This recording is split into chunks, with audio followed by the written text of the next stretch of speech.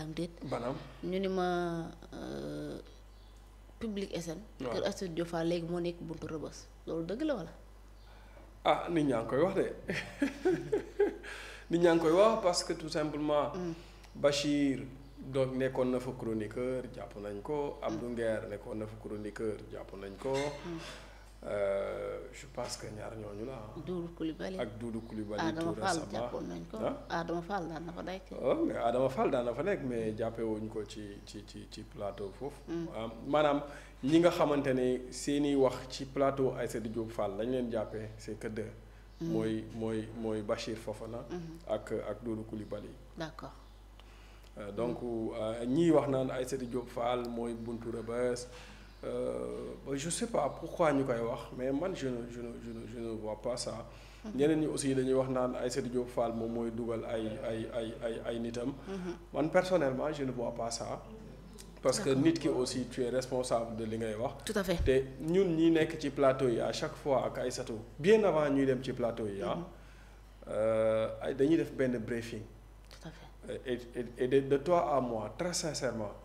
Aïssatou daf ñuy éviter loo sax wax yenn yi daf naan sax bugguma ngeen di wax yenn yu nga xamante ni fii ngeen koy waxee ñu jàpp leen ñu ni man maa leen di jàppalu. Tout à fait. Parce que man duma ko wax. Des fois da ngay gis ci plateau bu nit di déraper sax daf naan ko daf koy arrêter. Et je vais te donner une confidence. am na ñu bari. ñu nga daan gis ci plateau Aïssatou Diop Fall gisatoo leen fa. tout simplement parce que dañoo mere Aïssatou Diop Fall. di leen Aïssatou di canaliser ci plateau yi. ok mun naa la ci cité yu bari ñoo xamante ni dañoo mere Aïssatou parce que. Aïssatou mu ngi leen di canaliser ci plateau yi dañuy jàpp ne Aïssatou waru leen canaliser ci plateau yi. donc dire que Aïssatou Diop Fall moom mooy yóbbu ay chroniqueur am. loolu c'est coller un mauvais procès à Aïssatou Diop Fall. beneen bi mooy Aïssatou jigéen la bu nga xamante ni il entreprend yore entreprise de presse am. C'est pas donné à n'importe qui on a vu peut-être Maïmouna Ndour Faye góorgóorlu na ba teg moom it entreprise de presse am. su amee jigéen bu mel ni Aïssatou Diop Fall nga xam ne kenn nekkul ci ginnaawam. avec ses maigres moyens la taxawalee entreprise bu mel noonu. ba pare elle a investi beaucoup d'argent boo demee tey foofu noonu di nga gis ne elle a investi beaucoup d'argent ci matériel. ci logistique et tout ak ñi nga xamante ni ñoom lay employé. donc moi je pense que. moom fi mu toll ak taxawaayam mënoon na bañ a ubbi. média mënoon na nekk ci beneen business wala mu nekk ci leneen di lekk xaalisam. mais dafa préférer investir ci média. et pour man jigéen la bu ñu war a jàppale. Sénégal dañoo toll fu nga xamante ni ñi nga xamante ni dañuy entreprendre. surtout jigéen ñi am ay entreprise dañ leen war di soutenir di leen jàppale. beneen bi mooy c'est une figure très radicale. boo xamante ni tey mën nañ jàpp ne boo xoolee ñi gën a radical ak ci nguur gi. boo nee benn booy wax ñaar il faut nga teg ci Aïssatou Diop Fall. Tout à fait. ñëpp gis nañ ko day taxaw sax ne man maay chef de l'opposition parce que opposition bi ñëpp a waaf man maa jàmmaarloo ak ñii. et il faut dire que Aïssatou Diop Fall c'est comme moi il n'a jamais été d'accord avec Ousmane Sonko. depuis l'avènement de Ousmane Sonko. Tout à fait. Elle n'a jamais été d'accord avec Ousmane Sonko. donc Ousmane Sonko bi mu ñëwee au pouvoir aussi dafa gën a réaffirmer son désaccord avec Ousmane Sonko. Pastef nag ñoom quand tu n'es pas d'accord avec Ousmane Sonko. dañ naan la loo wax ñu ne la da nga koy saaga. loo wax ñu ne dañ koy kii gis naa sax des commentaires yi wax naan. non seulement Aïssatou Diop Fall dañ ko war a jàpp tëj ko mais entreprise bi dañ ko war a tëj. lu ci yoonu entreprise u Aïssatou Diop Fall. Tout à fait. léegi boo ko tëjee ña nga xamante ni ñoo fa nekkoon doon suturlu mooy ña fa xale ya fa nekk mu leen di fay par weer xale yooyu dañuy delloo chômage. Aïssatou Diop Fall boo ko jëlee tëj ko ci kaso bi lan lay jëriñ après. donc il faut que ñu bàyyi acharnement boobu ñuy def ci ñit ñi surtout jigéen ñi. L'acharnement, critique, attaque, menace entre autres lu ne dañ koy dégg vis-à-vis à son personne. booy dem plateau sax dañ naan la xoolal li ngay def wala xoolal li ngay wax. c'est-à-dire il faut ñu bàyyi. Pastef a réussi ça. Actuellement une pression ngeen di dund. waaw il a réussi à nous mettre benn pression boo xamante ni. du jugee ci ñoom kese mais ci sa njaboot sax wala say mbokk wala say am di jàmm wala say xarit. nekk nañ ci réew moo xamante ne nit ñi dañoo war a wax seen xalaat comme ñoom dama ko yàgg a wax dañoo wax seen xalaat ba yegg si au pouvoir nañu bàyyi nit ñi wax seen xalaat léegi nag wax xalaat bi ñun nag war nañoo wax ne mooy li may wax souvent li nga xamante ne d'accord duñ ko woon. bi Pastef di nekk ci opposition bi di attaquer nguur gi wala mu doon proférer ay menaces wala mu doon attaquer ay institutions. ñun on n'était pas d'accord. donc dañoo doon wax naan loolu c'est anticonstitutionnel c'est insurrectionnel. donc su fekkee ne Pastef ñëw na au pouvoir ñun aussi dañoo war a continuer maanaam ci lancé bi ñu nekkoon. mooy maanaam nañu fexe ba non seulement ñun bu ñu wax des mots yu nga xamante ni dafay nekk ay phrases wala ay mots insurrectionnels. mais aussi bu ñuy nekk di def ay attaques personnelles mais bu ñuy saaga.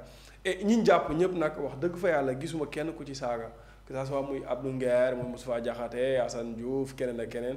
amul kenn koo xam ne gis naa benn vidéo boo xamante ni saaga na ci. tout à fait par contre waa Pastef da ngay gis ci Facebook bi wala ci TikTok ñoom dañ lay saaga ndey ouvertement wala ñuy proférer ay menaces. donc moi je pense que on est en démocratie. et démocratie bi ñu nekk ku ci nekk dafa war a wax soxlaam. liberté d'expression dañ ko garantir. mais liberté d'expression dans le respect et dans les règles de l'art. tout à fait naa nag tëj ñëpp wala ñu menacer ñëpp wala ñu saaga leen du tee aussi. nit ñi dinañ continuer di wax seeni xalaat. soo tëjee Doudou Coulibaly. Momo Cissé dina wax soo tëjee Momo Cissé Sada dina wax. nga jàpp Sada Aji dina wax. nga jàpp Aji nu mu tuddati sama waa ji borom ndox bi nga xamante ne indiwul ndox tey Ablaye dina wax donc moi je pense que mënoo tëjandoo ñëpp. mënoo dàq ginnaaw waxaale sa soxla. tout à fait waaw dàq ginnaaw wax soxla. mënoo teree ñëpp noppi quoi donc il faut nga bàyyi leen ñuy wax. waaw. merci beaucoup waxaale nga sa soxla moom déjà moom. dama dàq ginnaaw waxaale sa soxla c'est important. non fekkoon naa fi benn bouteille sànq jarul ñuy jënd ndox nañ ma jox bouteille boobu mën naan ko yegale. boobu maa ko yóbbu. parce que loolu des la woon dem. yegale comme ko doon naan xam nga merci beaucoup alors dañ koy door ak li nga xamante ni peut-être c'est des questions un peu sensibles mu nekk mbirum Bocar Diouf ak ki nga xamante ni si moo nekk Amadou Djiba nekk porte-parole MFDC du mouvement des forces démocratiques de la Casamance moom dañ ko arrêté ba tey daal di ko indi fii Dakar section de recherche bu Colobane. li ñu ko jàppee nag mooy que ni ay sorties yom def na ko médiatique yu yàggul mu génnee ci ouvertement dafay état waaye tamit brandir li nga xam moo nekk benn drapeau tuddee ko drapeau Casamance ci seen chaise MFDC bi nga xam ne am nañ ko fële ca Ziguinchor alors am na nag ay kàddu yu jugoon ci ay demoon yu bëri jàpp Ousmane Sonko bés bu ko joxee réew mi peut-être naan Casamance mën na am indépendance entre autres ce sont des questions c'est un peu sensible lan mooy waral lii nii justement ak naka nga jàngatee li nga xamante moom def nañ ko. Djiba sa sortie xaw na yàgg tuuti ah. waaw mercredi lañ ko jàppoon depuis def na ay weer. ñu ngi doog a xam ne jàpp nañ ko. ah. mercredi lañ ko jàppoon. waaw non mais avant maa ñëw ci jàpp bi. dañoo wax ne. son arrestation est liée à ses récentes sorties. médiatique mooy sorties yi mu defoon il y a de cela xaw ma 6 mois xaw ma 7 mois. ok brandir drapeau MFDC. def hymne MFDC. ba pare def déclaration bi mu ko defee man bokk naa ci ñuy wax ne état bu Sénégal lan lay xaar ci ñii. ok gis nañ leen xam nañ fu ñu dëkk. nëbbatuwuñu lan la ñuy xaar ci ñii. il faut qu'on règle leur problème. parce que mënoo nekk ci Sénégal benn dëkk bu ndaw bu nekk biir Sénégal. nga ne dafa war a am indépendance. ñi nga xamante ne ñoo daan xeex indépendance boobu di indépendantiste yi mosuñoo am fitu directement ci woo ay médias ñu ñëw. ñu def ay déclaration de guerre. ba pare brandir un drapeau ba pare def hymne national mosuñu koo def. wala boog ci li ma xam. léegi kii def ko xam nañ këram gis nañ xam nañ adresse am. la presse était là-bas. ñu toog di ko seetaan waxuñu dara defuñu dara. moi je me suis posé la question à savoir. état bu Sénégal lan lay xaar ci ñii d'autant plus que ki nga xamante ne moom mooy le président de la République ak le premier ministre ils avaient dit que. bu ñu ñëwee dinañ régler le problème de la Casamance. tout à fait et pour régler le problème de la Casamance il faut régler ça. et loolu bi mu amee après quelque temps après on a vu que le premier ministre est allé en Guinée. accord yi nga xamante ne état bu Sénégal signé woon na ko avec le MFDC le premier ministre est allé là-bas en Guinée. pour ñu feddali accord yooyu noonu. lu mooy accord de paix yooyu noonu. donte man gëwuma accord de paix dinaa ci ñëwaat. maintenant Djiba ñu jàpp ko ñu informé ñu démb ne ñu jàpp nañ ko. mu coïncider ak l'arrestation wala boog mandat de dépôt wu Bougar Diouf. Y a des questions. tout yu à ñu war a fait mën a poser. ñu ne mercredi lañ ko jàpp. mercredi lañ ko jàpp kañ la ñu convoqué Bougar vendredi lañ convoqué Bougar dina ñëw ci convocation Bougar. si mais li ci mën a am mooy Djiba il faut comprendre que MFDC li nit ñi war a mën a comprendre mooy. dafa nekk 2 à 3 partis dañoo tasaaroo. d'accord MFDC dañoo tasaaroo. moom ci benn aile la bokk. am na beneen aile boo xamante ni moom mooy ñoom Atout Badiane. am na beneen aile boo xamante ni aussi ce sont des conservateurs ñoom it donc MFDC am na 3 partis yu nga xamante ni wala 4 partis yu nga xamante ni. ay indépendantistes lañu. tout à fait maintenant l'État du Sénégal à chaque fois bu signé accord dañuy gis ne État bu Sénégal à chaque fois bu signé accord de paix avec le MFDC. dina am beneen parti MFDC buy génn fële soit mu def ay attaques. soit mu def communiqué. D'accord. soit mu def quelque chose comme ça. Maintenant comment on doit faire pour que ñi nga xamante ne ñoom ñoo nekk MFDC wala boog ñi woowee bopp seen bopp MFDC que ça soit muy aile bi wala muy beneen aile bi wala muy beneen aile bi nan lañ war a mën a def ba fexe neutraliser leen ñoom ñëpp. loolu nag bon liggéey la laaj. Pourquoi j'avais dit que je ne suis pas d'accord avec un accord de paix avec le MFDC. Pour man. sama principe la quoi sama gis-gis la. accord de paix boo koy def da nga koy def ak dëkk boo xamante ni da ngeen entrer en guerre yéen ñaar. d'accord alors que Casamance nekkul dëkk boo xamante ne ñun dañoo entrer en guerre ak moom. Casamance c'est une partie du Sénégal bokk biir Sénégal. mu am loo xamante ni moom moo déclenché. cette envie d'indépendance là. Okay. Parce que bu ñu remonter ci ginnaaw il y a plus de 45 ans. ñi nga xamante ne ñoom ñoo fa nekkoon dañoo gis ne Casamance grenier la boo xamante ne moom mooy alimenter le Sénégal ci côté économie agriculture et li ni mel te ñoom amuñu maanaam considération benn ñaareel ba ñu gis ne aussi ñoom comme soriwuñ Guinée-Bissau aussi et Casamance dafa war a nekk partie boo xamante ni maanaam indépendance boppam la war a am et quand je dis de la Casamance je ne parle pas seulement de Ziguinchor. Casamance da ngay gis day am Ziguinchor Sédhiou Tamba peut-être ak Kédougou Kolda Kédougou genre maanaam le sud. dañoo jàpp ne le sud. du Sénégal dafa war a nekk maanaam dëkk boppam comme ni Gambie nekkee dëkk boppam. ci li nga xamante ni moom mooy biir ci ni ñu découpé. donc ñoom loolu moom moo nekk seen xeex. xeex bi ça n'a pas été pacifique au début. le MFDC était un mouvement pacifique ñu dem ba ci biir ñu commencé jël ay armes. xam lu ko déclenché benn xeex léegi. ça fait 45 ans ñu ngi xeex loolu noonu et MFDC.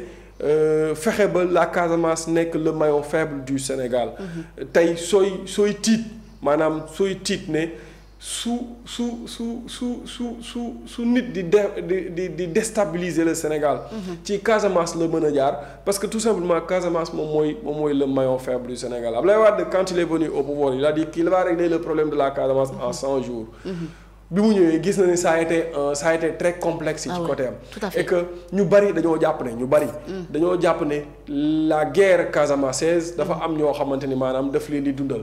y a de ces gens yu nga xamante ni dañuy dund maanaam ci li nga xamante ni moom mooy guerre Casamance bi bu arrêté rek ñoom dootuñu mën a dund.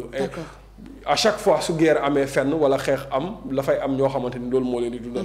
Abdoulaye Wade a fait son mieux.